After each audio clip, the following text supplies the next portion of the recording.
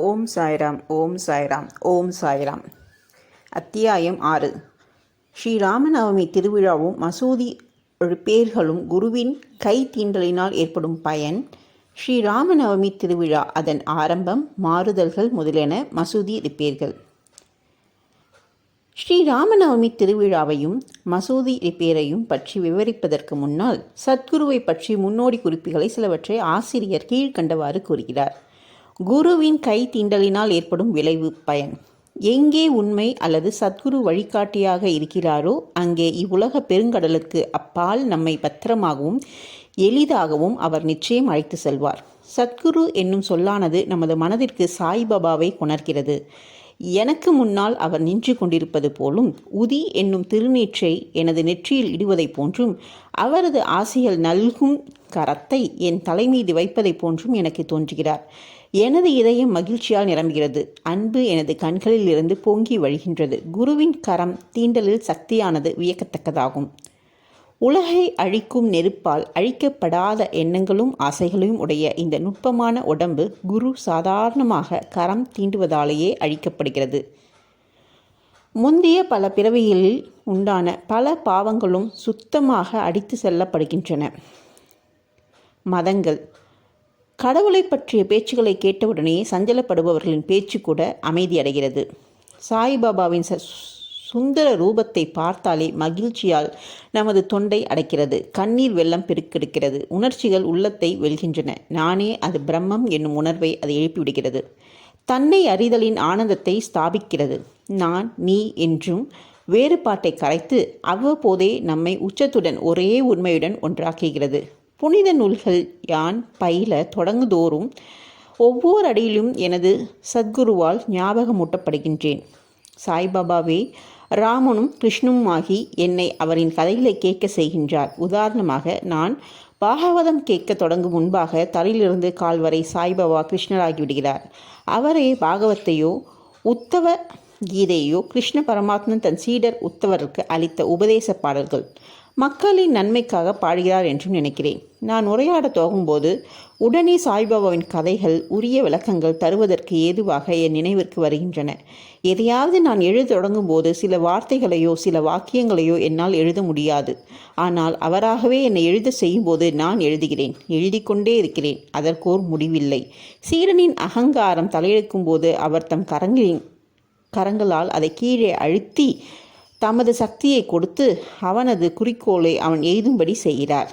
இவ்வாறாக திருப்திப்படுத்தி ஆசீர்வதிக்கிறார். சாயின் முன்னால் எவன் சாஷ்டாங்க சரணம் செய்து தனது இதயத்தையும் உயிரையும் அவரிடம் சமர்ப்பிக்கிறானோ அவன் வாழ்க்கையில் 4 முக்கிய குறிக்கோளாகிய அறம், தர்மம், பொருள், செல்வம், இன்பம், ஆசை, வீடு, முக்தி இவைகளை எளிதில் அடைகிறான். கர்மம், ஞானம், யோகம், பக்தி என்ற 4 வழிகள் நம்மை தனித்தனியே கடவுளிடம் இட்டு செல்கின்றன. இவைகளில் பக்தி வழி முட்கள், பள்ளங்கள், படுகுழிகள் நிறைந்ததாயும் எனவே கடப்பதற்கு மிகவும் கடினமாயும் இருக்கிறது. ஆனால் நீங்கள் சாயியே சார்ந்து குழிகளையும் முட்களையும் விலக்கி நேராக நடப்பீர்களானால் அது உங்களை குறிக்கோளிடத்தில் கடவுள் எடுத்து செல்கிறது. இவ்வாறாக சாய்பாபா நிச்சயம் கூறுகிறார். அந்தராய் மாயி இருக்கிற பிரம்மத்தை பற்றியும் இவ்வுலகத்தை படைத்த அவரின் சக்தியை பற்றியும் மாயை அவ்வாறு உண்டாக்கப்பட்ட உலகத்தை பற்றியும் தத்துவம் பேசி இவை 3ம் முடிவில் ஒன்றே என்றும் எடுத்துரைத்த பின்னர் பக்தர்களின் நலன்களுக்காக உத்தரவாதம் அளிக்கும் கீழ்கண்ட சாய்பாபாவின் மொழிகளை ஆசிரியர் கூறுகிறார். உணவு, உடை இவற்றை பொறுத்தமட்டில் வறுமையோ இல்லாமையோ எனது அடியார்களின் வீட்டில் இருக்காது. தங்கள் மனதை எப்போதும் என் மீது ஸ்திரப்படுத்தியவர்களாய் என்னையே முழு இருதயத்துடன் வழிபாடு செய்யும் அடியவர்களின் நலன்களை காப்பாற்றுவதை நான் எப்போதும் கவனிப்பதே எனது சிறப்பியல்பு. கீதையிலும் கிருஷ்ண பரமாத்மா இதையே தான் கூறியிருக்கிறார். எனவே உணவுக்காகவும் உடைக்காகவும் கடின முயற்சி எடுக்காதீர்கள். உங்களுக்கு ஏதாவது வேண்டுமானால் கடவுளிடம் இறந்து கேளுங்கள். இவ்வுலக கௌரவத்தை விட்டுவிடுங்கள். கடவுளின் அருளையும் ஆசையையும் பெற முயலுங்கள். அவரின் சன்னிதானத்தில் கௌரவம் அடையுங்கள். உலக கௌரவங்களால் வழி தவறிவிடாதீர்கள். இறைவனின் ரூபம் மனதில் ஸ்திரமாக பதிக்கப்பட வேண்டும். புலன் அனைத்தும் மனமும் எப்போதும் இறைவனது வழிபாட்டிற்கே உரிதாக படட்டும். வேறு எவ்வித பொருள்களிலும் எவ்வித கவர்ச்சியும் வேண்டாம். உடல், செல்வம், வீடு முதலிய வேறு எதை பற்றியும் மனது அலைந்து திரியாமல் எப்போதும் என்னை நினைத்து கொண்டிருப்பதிலே மனதை ஸ்திரப்படுத்துங்கள். அப்போது அது அமைதியாகவும் அடக்கமாகவும் கவலையற்ற நோயற்றும் இருக்கும். நல்ல பழக்கங்களில் மனம் ஈடுபட்டிருப்பதற்கு இதுவே அடையாளம். மனம் அலையும் தன்மை உடையதாய் இருந்தால் அது நன்றாக ஒன்றிவிட்டது என்று கூற இயலாது. இம்மொழிகளை குறிப்பிட்ட பிறகு ஷீரடியில் நடக்கும் ஸ்ரீ ராமநவமி திருவிழாவை கதையை ஆசிரியர் குறிப்பிடுகிறார். ஷீரடியில் கொண்டாடப்பட்ட திருவிழாக்கள் ஸ்ரீ ராமநவமியை பெரியதாகையால் 1925 சாயி லீலா பத்திரிகையில் 197 பக்கத்தில் பதிப்பான மற்றொரு முழு விபரமும் இதில் குறிப்பிடப்பட்டு 2 நிகழ்ச்சிகள் கூட்டு விபரமும் இங்கே கொடுக்கப்பட்டுள்ளது.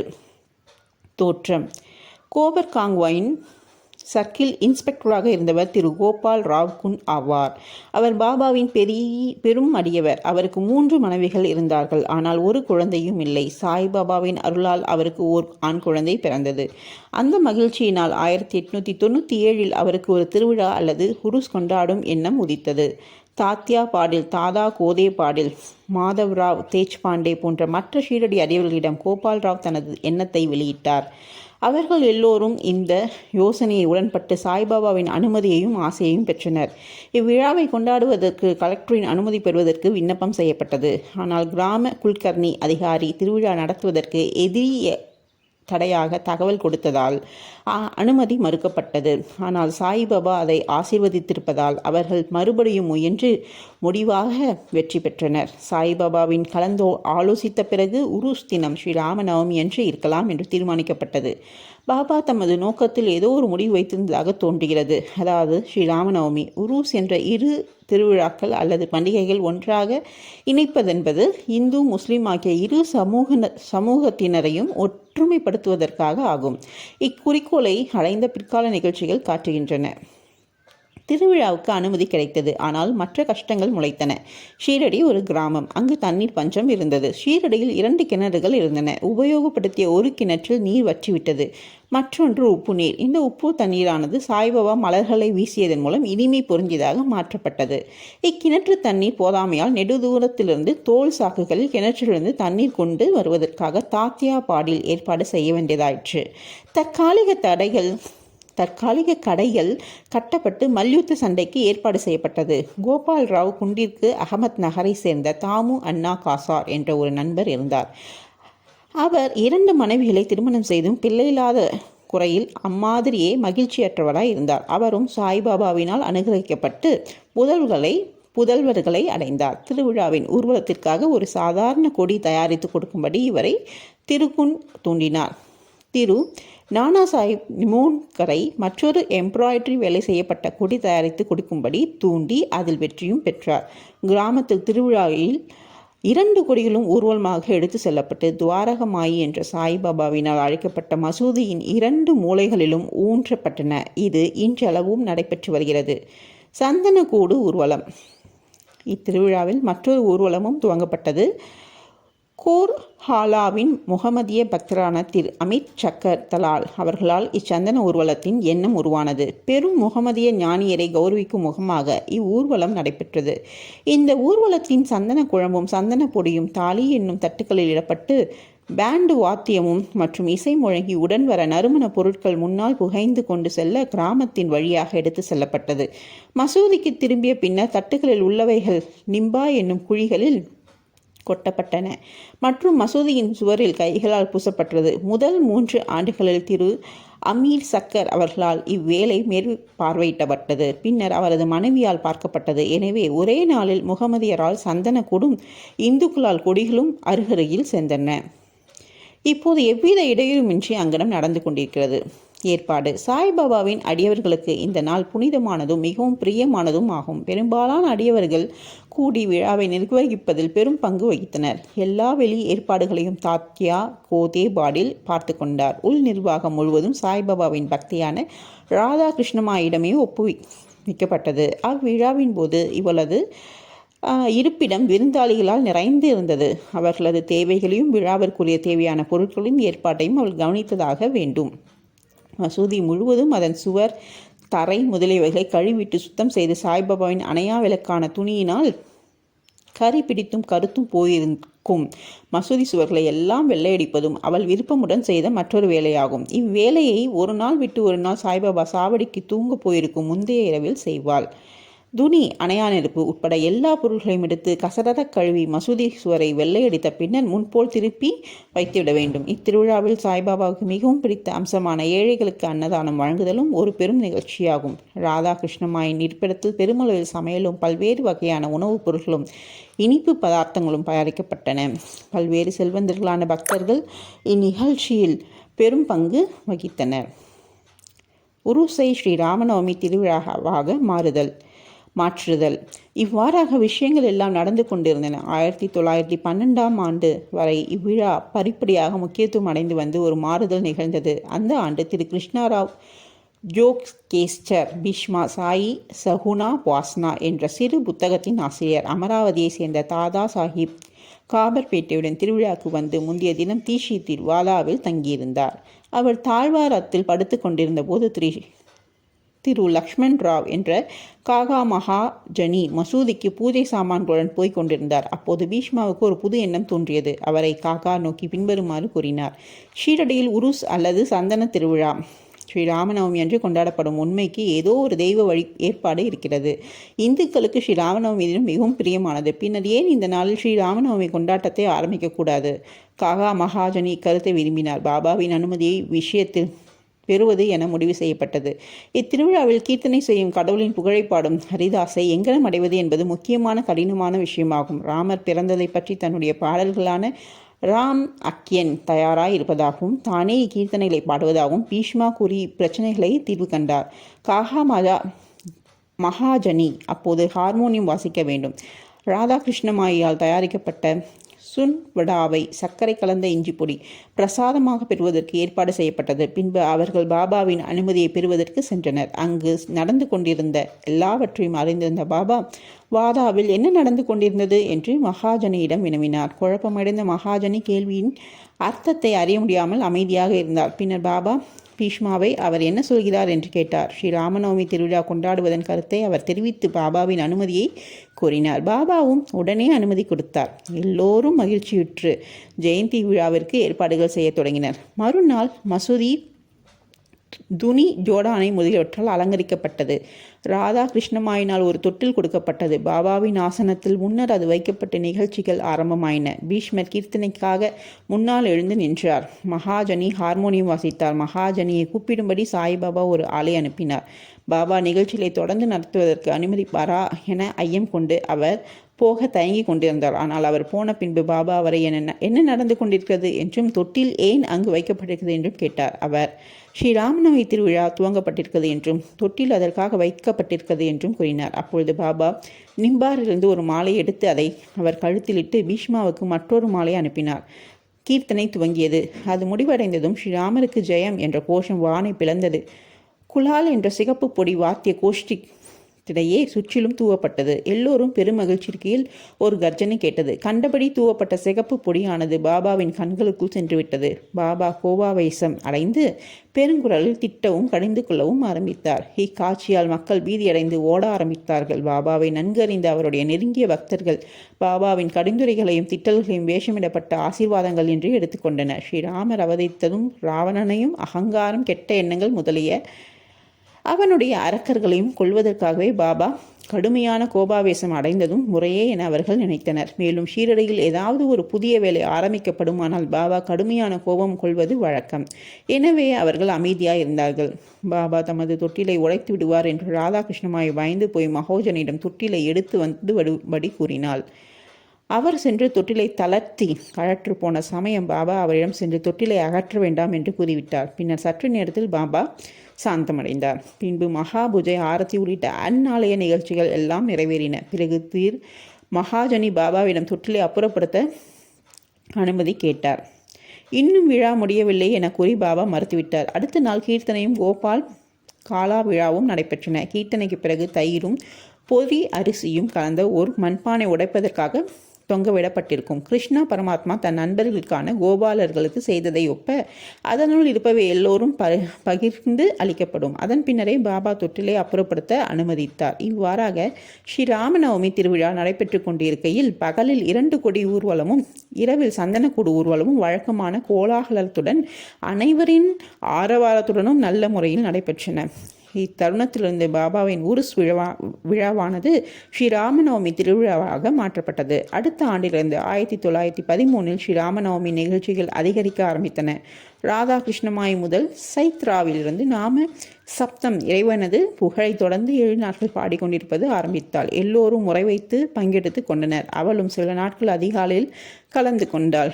நாட்டின் எல்லா பகுதியிலும் ராமநவமி கொண்டாடப்படுவதால் ஹரிதாஸை பெரும் கஷ்டமானது மீண்டும் உணரப்பட்டது. ஆனால் விழாவிற்கு 5 அல்லது 6 நாட்களுக்கு முன் நவீன துவாராம் என்றறியப்பட்ட பாலுபுவா மாலியை தற்செயலாக மகாஜனை சந்தித்தார். அவரை அவ்வாண்டு கீர்த்தனை புரிய செய்தார். அடுத்த ஆண்டு 1914 சாதாரா ஜில்லா பிர்ஹாட் சித்தே கடவடே நகரை சேர்ந்த பாலபுவா சாதகர் என்பவர் தமது நகரில் பிளேக் பரவியிருந்த காரணத்தால் அங்கு ஹரிதாஸாக பாடகர் இயங்க முடியவில்லை. எனவே ஷீரடிக்கு வந்து காகா சாஹிப் மூலம் பெற்ற அனுமதியுடன் கீர்த்தனை செய்தார். அவரது முயற்சிக்கு போதுமான அளவு சன்மானம் கொடுக்கப்பட்டது. முடிவாக ஒவ்வொரு ஆண்டும் புதிய ஹரிதாஸ் ஒருவர் கிடைக்கப்பெறும் சிரமத்தை 1914 தாஸ்கனு மகாராஜை பணியில் சாய்பாபா நிரந்தரமாக நியமித்ததன் மூலம் தீர்த்தார். அந்நாளிலிருந்து தற்போது வரைக்கும் அவ்வேலையை தாஸ்கனு வெற்றிகரமாயும் சிறப்பான முறையிலும் நிறைவேற்றி வருகிறார். 1912ஆம் ஆண்டிலிருந்து ஒவ்வொரு ஆண்டும் திருவிழா படிப்படியாக வளரத் தொடங்கியது. சித்திரை 8ஆம் தேதியிலிருந்து 12ஆம் தேதி வரை ஷீரடி தேன்கூட்டை போல மக்கள் திரள் அதிகமாக காட்சியளித்தது. கடைகள் அதிகரிக்க தொடங்கின. மல்யுத்த போட்டிகளில் புகழ்பெற்ற மல்யுத்த வீரர்கள் பங்கெடுத்து கொண்டனர். முன்னை விட பெரிய அளவில் ஏழைகளுக்கு உணவளிக்கப்பட்டது. ராதாகிருஷ்ண மாயின் பேருழைப்பு ஷீரடியை ஒரு சமஸ்தானமாக்கியது. அதற்கு தேவையான பொருட்கள் சேர்க்கப்பட்டன. ஒரு அழகான குதிரை, ஒரு பல்லக்கு, ஒரு ரதம், பல வெள்ளி பொருட்கள், பாத்திரங்கள், பானைகள், வாளிகள், படங்கள், முகம் பார்க்கும் கண்ணாடிகள் முதலியவை அன்பளிக்கப்பட்டன. இங்கனம் தமக்காக உள்ள பொருட்கள் எல்லாம் ஏராளமாக அதிகரித்த போதிலும் சாய்பாபா அவைகளை எல்லாம் மதிக்காது தமது எளிமையை முன்போலவே பாதுகாத்து வந்தார். 2 ஊர்வலங்களிலும் இந்துக்களும் முகமதியர்களும் ஒன்றாக வேலை செய்து வந்தும் அவர்களுக்கிடையே இதுவரை எவ்வித சச்சரவோ இடையூறோ இருந்ததே இல்லை. ஆரம்பத்தில் 5000 முதல் 7000 மக்கள் வரை கூடுவது வழக்கமாக இருந்தது. ஆனால் அவ்வெண்ணிக்கை சில ஆண்டுகளில் 70,000 அதிகரித்தது. எனினும் குறிப்பிட்டு சொல்லத்தக்க விதத்தில் எவ்வித தொத்து வியாதியோ கலகமோ கடந்த பல ஆண்டுகளாக ஏற்பட்டதே இல்லை. மசூதி ரிப்பேர்கள். கோபால் ராவ் குண்டிற்கு மற்றொரு முக்கிய எண்ணமும் உதித்தது. உருஸ் அல்லது சந்தனக்கூடு விழாவை அவர் தொடங்கியதை போன்றே மசூதியை தாம் ஒழுங்குபடுத்த வேண்டும் என எண்ணினார். எனவே பழுது பார்க்க கற்களை சேகரித்து அதன் பக்கங்களை சமப்படுத்தவும் செய்தார். ஆனால் இப்பணி அவருக்கு அளிக்கப்படவில்லை. இது நானா சாஹிப் சாந்தோர்களுக்கு தாழ்வாரத்தின் வேலை காகா சாஹிப் தீட்சித்திற்கும் ஒதுக்கப்பட்டிருந்தது. ஆனால் முதலில் பாபா இவ்வேலைகளை செய்ய அவர்களுக்கு அனுமதி அளிக்க மனமில்லாதராயிருந்தார். ஆனால் மகா சாபதி என்ற உள்ளூர் அடியவரின் குறுக்கீட்டினால் அவர்களுக்கு அனுமதி கிடைத்தது. மசூதியில் ஒரே இரவில் தாழ்வார பணி முற்று பெற்றதும் பாபா தமது வழக்கமான ஆசனமான சாக்கு துண்டை விட்டொழித்து தாம் அமர்வதற்கான ஒரு சிறு ஆசனம் அமைத்து கொண்டார். 1911 சபா மண்டபம் பெரும் உழைப்புடனும் கடின முயற்சியுடன் ஒழுங்குபடுத்தப்பட்டது. மசூதிக்கு முன்னால் இருந்த திறந்த வெளியானது சிறியதாகவும் அசௌகரியமுள்ளதாகவும் இருந்தது. காகா சாஹிப் தீட்சித் அதை விசாலப்படுத்தி அதற்கு மேல் கூரை போட விரும்பினார். பெருஞ்சளவில் இரும்பு தூண்கள், கம்பங்கள், துணிகள் முதலியவற்றை வரவழைத்து வேலையை ஆரம்பித்தார். இரவில் எல்லா அடியவர்களும் கடினமாக உழைத்து கம்பங்களை ஊன்றினார்கள். ஆனால் மறுநாள் காலை சாய்பாபா சாவடியிலிருந்து திரும்பி வந்தபோது எல்லாவற்றையும் வேருடன் பிடுங்கி வெளியேறிந்தார். ஒரு முறை இவ்வாறு நிகழ்ந்தது. அவர் மிகவும் உணர்ச்சி வசப்பட்டு ஒரு கம்பத்தை ஒரு கையில் பிடித்துக்கொண்டு அதை அசைத்து வெளியெடுக்க ஆரம்பித்து மற்றொரு கையால் தாத்யா பாடலின் கழுத்தை பற்றினார். தாத்யாவின் முண்டாசை வலிந்து பற்றி இழிந்து ஒரு நெருப்பு குச்சியை கொளுத்தி அதை பற்ற வைத்து கூழியில் தூக்கி எறிந்தார். அச்சமயம் பாபாவின் கண்கள் எரியும் நெருப்பு துண்டம் போலிருந்தன. ஒவ்வொருவருக்கும் அவரை பார்க்க தைரியமில்லை. எல்லோரும் பயங்கரமாக அஞ்சினார்கள். பாபா தமது பையிலிருந்து ₹1 எடுத்து அதை ஒரு புனித நிகழ்ச்சி நிவேதனம் போல் அங்கே விட்டெறிந்தார். தாத்யாவின் மிகவும் பயந்து போனார். யாருக்கும் தாத்யாவுக்கு என்ன நிகழப்போகிறது என்பது தெரியாது. ஒருவருக்கும் தலையிட தைரியமும் இல்லை. பாபாவின் குஷ்டரோகி அறிவனான பாக்கோஜி சிந்தே என்பவன் கொஞ்சம் முன்னேற துணிந்தான். ஆனால் அவன் பாபாவால் தள்ளப்பட்டான். மாதவராக்கு அதை போன்ற மரியாதையே கிடைத்தது. அவர் கற்களால் அடிக்கப்பட்டார். ஆனால் சிறிது நேரத்துக்கு பின் பாபாவின் கோபம் தணிந்தது, குளிர்ந்தது. கடைக்காரனிடம் ஆள் அனுப்பி பூ வேலை செய்த ஒரு முண்டாசு வாங்கி வர செய்து தாத்யாவுக்கு ஒரு சிறப்பான கௌரவம் செய்வதைப் போல் தாமே அவர் தலையில் கட்டிவிட்டார். பாபாவின் இவ்வினோத குணத்தை கண்டு எல்லோரும் ஆச்சரியத்தால் தாக்கப்பட்டனர். அவ்வளவு வேகமாக பாபாவை கோபமடைய செய்தது எது? தாத்யாவின் பாடிலுக்கு அதை உதை கொடுக்கும்படி செய்தது எது? அவரது கோபம் அடுத்த வினாடியே தணிந்தது எப்படி என்பதை அவர்கள் எல்லோரும் அறிந்து கொள்ள இயலவில்லை. சில வேளைகளில் பாபா மிகவும் அமைதியாகவும் மௌனமாகவும் இருந்தார். இனிமையான விஷயங்களை அன்புடன் பேசினார். பின்னர் உடனே சின்ன பொய் காரணம் இருந்தோ இல்லாமலோ கோபாவேசம் அடைந்தார். அத்தகைய பல சம்பவங்கள் இங்கே கூறலாம். ஆனால் எனக்கு எதை சொல்வது எதை விடுவது என்று தெரியவில்லை. எனவே அவைகளை எனக்கு தோன்றிய போதே கூறுகிறேன். அடுத்த அத்தியாயத்தில் பாபா ஒரு முகமதியாரோ இந்துவா என்னும் வினா எடுத்துக்கொள்ளப்படும். அவரின் யோக பயிற்சி சக்தி மற்றும் சில பல விஷயங்களும் எடுத்துக்கொள்ளப்படும். ஓம் சாய்ராம். ஸ்ரீ சாயை பணிக. அனைவருக்கும் சாந்தி நிலவட்டும். ஓம் சாய்ராம். ஓம் சாய்ராம். ஓம் சாய்ராம். அடுத்த அத்தியாயத்தில் சந்திப்போம். நன்றி.